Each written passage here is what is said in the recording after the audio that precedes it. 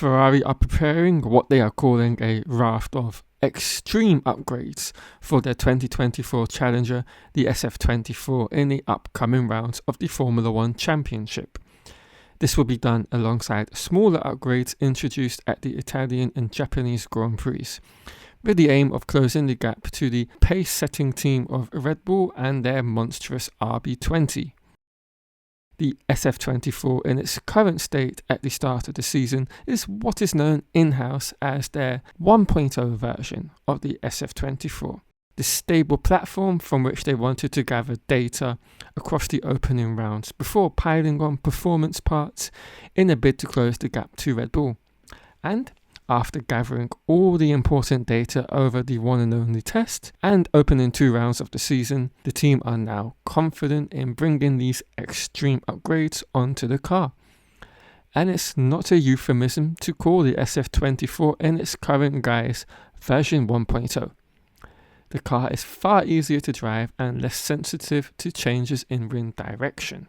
This has been backed up through their driver feedback gathered across the opening rounds, including that from the amazing debut weekend last time out for Oliver Bierman in Jeddah, with the 18-year-old further confirming that this year's car is much easier to drive and has a solid base from which any driver that hasn't driven the car before can be thrown in at the deep end, such as he was in FP3, and immediately acclimatise themselves in their new surroundings to the sensations that they feel from the car.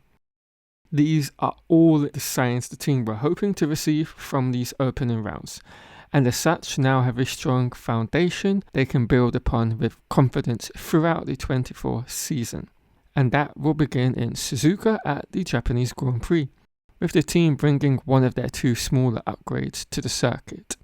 What this upgrade is, only the team knows, but I would guess it might be the front brake ducts or some such similar smaller parts on the car that they want to revise in view of their extreme upgrade package, which currently will be introduced in May at Imola, the first of 3 Grand Prix to be raced in Italy during the 2024 F1 season. And while the SF-24 during pre-season may not have generated any buzz or excitement, this upgrade package will be sure to get the paddock buzzing. Now all this begs the question of which areas on the SF-24 will actually be given upgrades. Well, the new look SF-24 to debut in Imola in May will feature revised sidepods and floor, with these evolutionary steps aimed at building upon the solid vanilla base created over the winter period, an intentional decision made by the team many months ago. Ferrari will be following an upgrade path not too dissimilar to that of which the RB19 undertook last season with regards to its cooling of their car. So one area to be revised alongside the sidepod will be that of the inlets. So expect to see an extreme iteration of the air inlets make their debut, much in the same fashion seen on the RB19 from Hungary onwards last year, with it being known as the letterbox openers, a feature, ironically, which has already been utilised on the Aston Martin AMR24 this season.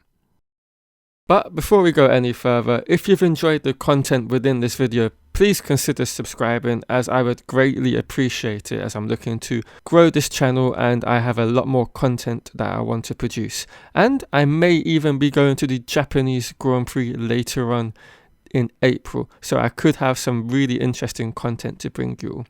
Right, back to the video. This is possible for Ferrari thanks to there being no major cooling issues experienced across all the Ferrari powertrains in the opening 2 rounds of the season. Now, Ferrari also had to pay attention to their own airbox design, as it's a lot more aggressive than those of their Ferrari-powered customer cars such as the Sauber and Haas. And thankfully for the team, there are no issues found whatsoever in this area as well. Therefore, all the time spent in the wind tunnel can be focused purely on trying to find the most performance for the car, as they aren't facing last year's cooling issues. And speaking of performance gains, as has been well documented over the last 3 years, the floor in this current generation of F1 cars is the most vital area for generating downforce and lap time. So the team have, in conjunction with the sidepod and inlets upgrade, designed a brand new floor for Imola. And as we saw with all the pictures of the Red Bull floor in Monaco when Sergio Perez had his crash, and with the subsequent crashes of other teams, the difference between the Red Bull floor and that of all the other teams last season was massive.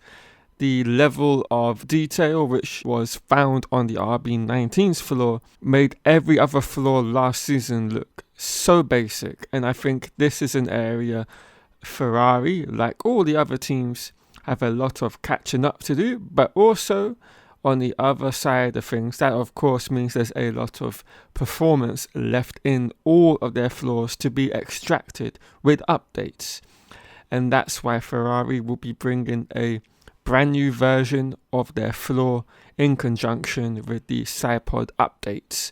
And they of course will be hoping for a much improved upturn in performance when it comes to race pace, as that is currently where they're lacking the most when you compare them to Red Bull.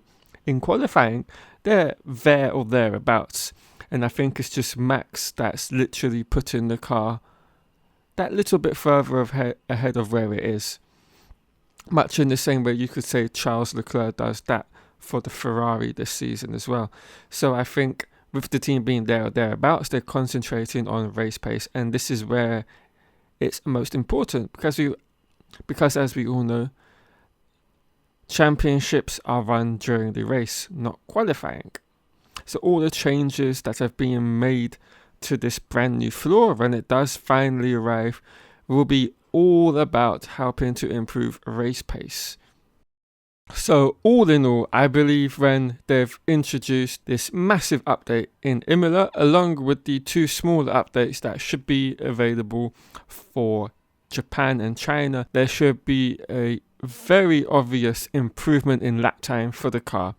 And I think, unless Red Bull, of course, move the ball post a little bit further than what Ferrari bring to the track, we should see an even closer fight at the front throughout the races. And I think we will start to see the likes of Sainz, if he returns, or Beerman and Leclerc be able to pressure, at the very least, Sergio Perez throughout the race. And I think we could see a bit of teamwork from the two Ferrari drivers finally start to pressure Max Verstappen as well. And I think that would be very good for the sport.